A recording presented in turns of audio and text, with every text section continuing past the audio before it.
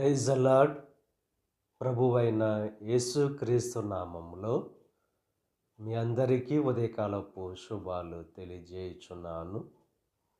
ఈరోజు దేవుడు మనకు అనుగ్రహిస్తున్న అతి శ్రేష్టమైన వాక్యము రోమీయులకు రాసిన పత్రిక 12వ అధ్యాయము 12వ వచనాన్ని చదువుకుందాము.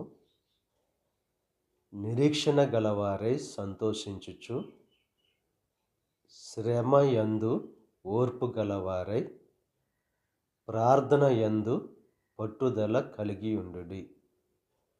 నిరీక్షణ గలవారై సంతోషించుచు, శ్రమ యందు ఓర్పు గలవారై, ప్రార్థన యందు పట్టుదల కలిగి ఉండాలని చెప్పి దేవుని యొక్క వాక్యం బహు స్పష్టంగా తెలియజేస్తుంది.